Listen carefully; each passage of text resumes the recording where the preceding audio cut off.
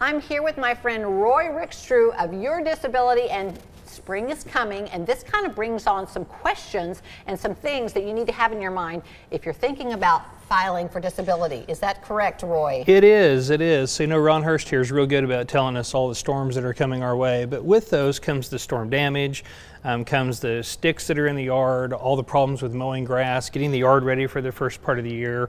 Those are all things that have to happen regardless of what your health looks like. That's true. So the problem becomes this, you go out in the yard, you try to rake a few leaves, you end up hurting your back, you go to the doctor says, what happened? Well, I hurt my back raking leaves. Somebody at Social Security is looking at this and saying, gosh, you have a back condition. How is it that you're able to be raking leaves to begin with? And it looks like an inconsistency in your medical record. Right.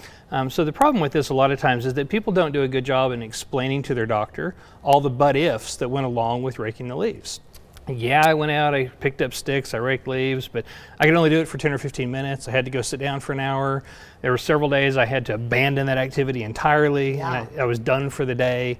We don't tell the doctor those things, so we get into this situation where Social Security can very easily overestimate our activity level because there's nothing in the record to contradict that assumption. Yeah, and when you're doing that, first of all, sometimes doctors are busy and they don't take the time, even if you try to tell them, maybe it's not dictated right. Yeah, that's for sure. And unfortunately we're in a situation with disability that Social Security is going to look at the records and how the doctor records, and if the doctor does a poor job in recording records or is very brief or minimal in their recording, it hurts people on the back end. That's the reason why if you do find yourself in this situation where you're maybe pushing your limits by working in the yard a little bit, you got to make sure that you express to the doctor all these but-ifs, all these limitations, all these things that I've done. I had to go in, I had to ice my back, I had to soak in the bathtub, because we want those things to appear in the record to counter that narrative that you're more capable. I've heard some stories like this. I've talked to people that have said, oh, I can't be out in the yard doing these things because they might find out, and then these kinds of things can happen. You really have to be careful about that. Yeah, and if you're on benefits, there is a fraud investigation unit that will monitor you. They'll survey you for a time period, watch what you do, those type of activities. So it's important, that we take this extra time and we take these breaks. I had a client years ago tell me that she loved to garden. That was her hobby. Gardening, she had 2 potted tomato plants on her patio, and that was gardening.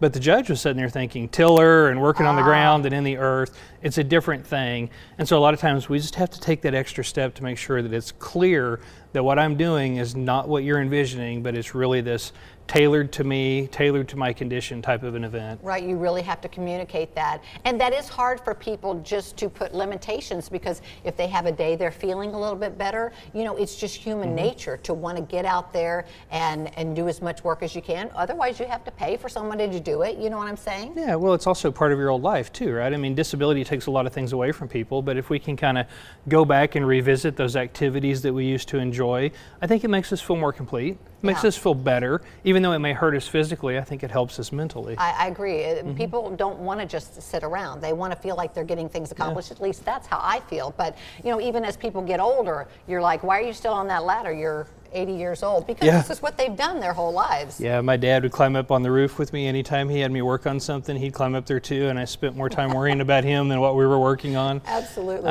But the thing is we just got to be extra careful. We do. We got to remember that somebody's going to read those records, look at it down the road, and we've got to make sure that we keep things as clean as we can. That's right. And all the regulations and the rules. So if you are having any questions about disability, Roy is the person you need to call, and I do know for a fact he really likes to hear from you on the phone. He's kind of old school that way, and I don't blame him. You want people to call you and make an appointment. I do. The more I know about a person's case, the better job I can do in reflecting that to Social Security, the better I can argue.